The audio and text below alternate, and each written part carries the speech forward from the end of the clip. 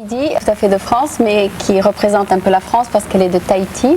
Et c'est Anne Tout le Monde. Anne, bienvenue au programme franco-américain. Oui, bonjour. Bonjour. Alors, comme vous savez, moi je suis ici à San Francisco. J'ai vécu en France, mais j'ai jamais vécu à Tahiti. Alors j'ai pensé que ce serait intéressant de savoir cette partie qui fait un peu partie de la France, les îles polynésiennes, si elles sont, disons, similaires à la France ou qu'est-ce qu'elles ont en commun avec la France peut-être. Alors, vous avez donc passé combien d'années à Tahiti? À Tahiti, j'ai passé 16 ans. C'est pour ça que vous êtes bien bronzé là. Enfin, oui, oui. Enfin, j'ai d'abord vécu aussi en France. Hein. Oui. Je suis née en France, enfin dans le nord de la France. Puis bon, j'ai travaillé à Paris pendant tout un temps. Oui. Et j'ai décidé un jour de réaliser un de mes vieux rêves d'enfant, c'était de partir en bateau. Et donc, je suis partie en voilier jusqu'à Tahiti. Et arrivée là-bas, je me suis dit, bon, Vous êtes restée? J'y suis restée 16 ans en fait. Ah, ça a été très vraiment vite. Une aventure qui a duré longtemps. Un peu à la fois, j'ai été complètement envoûtée par Tahiti.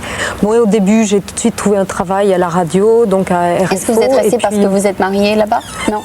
Non, au départ...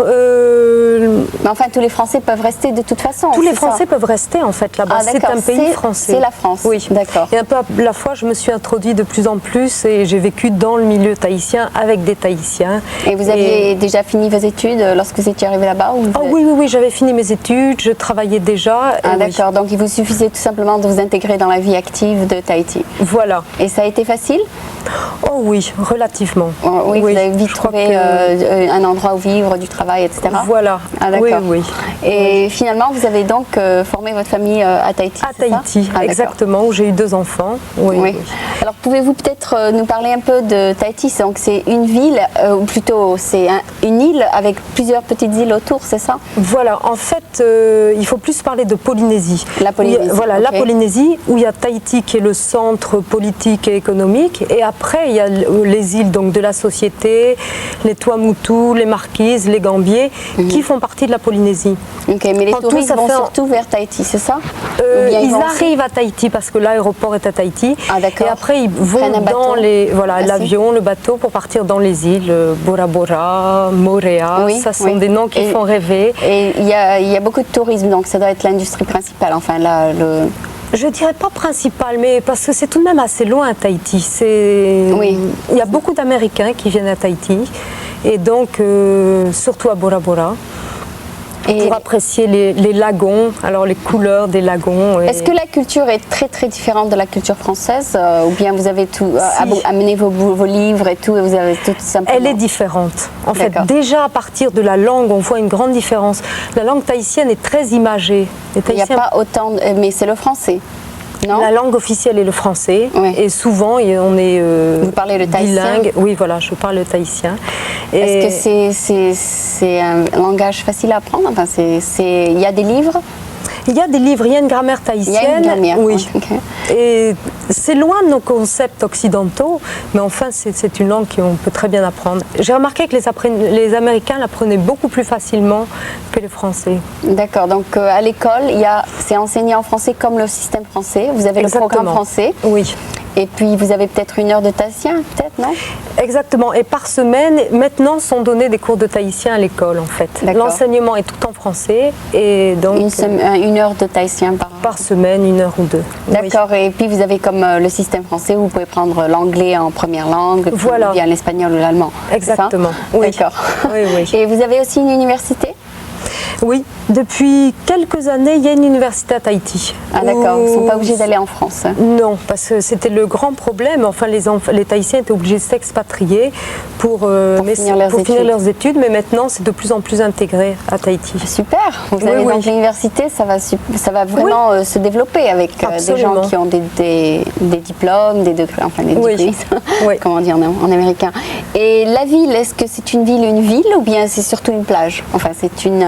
En fait, Tahiti, c'est une petite île où il y a la ville principale, Papeete, où il y a environ... Les Français ils disent Papette, je ne sais pas pourquoi, mais...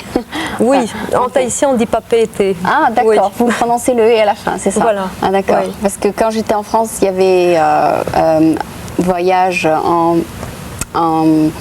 c'est-à-dire à l'aéroport, Papette, ils ne disaient pas Papette, c'est-à-dire au microphone, je me rappelle. Ah oui. Donc, Et donc, c'est la ville principale. Combien d'habitants? 80 000, c'est ça? Sur l'île de Tahiti, il y a 80 000 habitants. Papeete en compte à peu près 20 000. Mais on a toutes les structures d'une grande ville. C'est alors plutôt un village. 20 000, c'est pas beaucoup. C'est un village, mais qui fait déjà ville, en fait. Où, bon, là, il y a le gouvernement, le palais de justice, les gens viennent travailler, et c'est là le centre de travail. Et le matin, on fait même la queue pour aller au travail quand on travaille à Papeete. Vous voulez dire la queue, pourquoi? Pour le métro? Non, non, tout n'aime pas le métro, mais en voiture, oui. Ah, d'accord. Enfin, heureusement, oui. Moi, j'habite pas à Papeete. Il y a les bus, quand même. Oui, il y a des bus. Il y a les bus et tout. Oui, enfin, oui. Mais c'est-à-dire, c'est un peu plus lent, quoi. Voilà. Oui. C'est pas un bus qui vient toutes les 15 minutes, voilà, c'est ça? Oui. Enfin, moi, je préférais habiter complètement en dehors de la ville. Et c'est ce que vous avez fait? Voilà, c'est ce que j'ai fait. J'ai habité dans les îles ou alors de l'autre côté de Tahiti. Ça, c'était très... Et you commute, c'est-à-dire vous prenez l'auto, c'est ça? Voilà. Ah, d'accord. Oui. Et donc vous avez vécu pratiquement sur la plage presque, Enfin presque, je travaillais tout de même, enfin j'étais professeure à ce moment-là, mais c'est vrai que tous les soirs en rentrant chez moi, je plongeais dans l'océan, je crois que ça c'est appréciable. Oui, parce que vous allez l'apprécier après un an ici, parce qu'ici c'est la prison. La plage elle est assez froide, enfin c'est assez froid, donc... Après quelques années, ça va peut-être vous manquer, sûrement. C'est possible. Moi, je retournerai en vacances à Tahiti. Voilà, c'est ça. On a encore une partie de la famille qui est là-bas. Voilà. Et la famille tahitienne, en fait. Et en fait, vous êtes ici pour peut-être changer, c'est ça? Oui, parce qu'après 16 ans de Polynésie, où ça a été vraiment très agréable, j'estime que autant pour mes enfants que pour moi, on a besoin d'être plus stimulés. Et surtout pour mes enfants qui ont 9 et 10 ans, bon, je voudrais qu'ils soient... qui connaissent bien l'américain, une nouvelle culture, en fait, qu'ils élargissent leur monde. Oui, bien sûr. Et on a besoin d'être stimulés aussi. Mais leur base, c'est fini. Leur base a été Tahiti. Voilà. Alors, c'est merveilleux pour la petite enfance à Tahiti. Là. Et puis après, maintenant, il est temps d'ouvrir. Ils sont un peu plus grands, ils peuvent un peu aborder le monde un peu plus dur. Exactement. C'est plus dur ici. Oui, mais il y a aussi toute une richesse. Bon, mais enfin, vous écouterez vos enfants. S'ils vous disent qu'ils n'aiment pas ici, peut-être que vous retournerez. Mais peut-être. Non, je sais que pour eux, c'est un bon choix. Donc, c'est sûr qu'on va rencontrer des difficultés, mais je crois qu'elles font partie de l'apprentissage qu'on a et de la stimulation dont on a besoin. Oui. Et en tant que Française, c'est-à-dire quand vous étiez arrivée à Tahiti, vous étiez Française, n'est-ce pas? Est-ce que vous avez eu des difficultés de communiquer avec les Tahitiens? C'était différent? Non, en fait, par le chant, on communique beaucoup. J'aime beaucoup chanter et souvent, alors là, on a le sens de la fête à Tahiti. Et quand il y a une fête, eh bien, on prend la guitare, le ukulélé et on se met à chanter. Et les chants tahitiens sont très beaux, très mélodieux. Et ils ne sont pas exportés en France? Si, il y en a quelques-uns qui sont exportés. Enfin, la nouvelle vague de chanteurs, Bobby, Angelo, enfin, on commence à exporter la musique tahitienne. Vous devrez nous apporter quelques cassettes. Absolument, c'est ça qui est dommage, en fait. Comme on a été, ça a été pris sur le étant donné que ce sera diffusé dans 2 semaines, on aura toujours le temps d'ajouter de la musique si vous en avez. Absolument. D'accord. Ah oui. D'accord. Et qu'est-ce qu'on pourrait ajouter sur Tahiti? Enfin, c'est le tourisme, c'est les Américains qui visitent et les Français, rarement. Les Français. Il faut dire, bon, on parle des Tahitiens, mais il y a également beaucoup de Chinois à Tahiti. Ah bon? Et ce qu'il faut dire, c'est d'orientaux. Oui. Ah, également qui s'occupent du commerce surtout, comme partout. Voilà. D'accord. Et ce qu'il faut dire, c'est qu'il y a un mélange qui est très harmonieux entre les populations, que ça soit tahitienne. Est-ce qu'il y a de la violence, non? Si? Entre les Chinois et les... Entre les Chinois, non. Le racisme, on ne peut pas dire qu'il existe. Non. Okay. Bon, comme partout, si on boit, on se... Voilà. Et c'est vrai que l'alcool... Ça pousse un peu. Oui, mais disons, les Tahitiens acceptent les Français comme des amis. Oui, absolument. C'est un peuple qui a de grandes qualités de cœur. Et ils sont très accueillants et ils ont une grande générosité, en fait. Ils sont hospitaliers. Voilà. Ah, d'accord. Et leur passeport va être comme le passeport français? C'est un passeport français. Mais parce que maintenant, c'est fini le passeport français. On a le passeport européen maintenant. Oui. Ah, déjà maintenant? Oui. Ah bon? C'est-à-dire, dès que vous rendrez votre passeport français, on vous rendra un passeport communauté européenne. Voilà. Donc la France n'existe plus finalement. Oui. C'est l'Europe. Voilà. Et donc à partir de...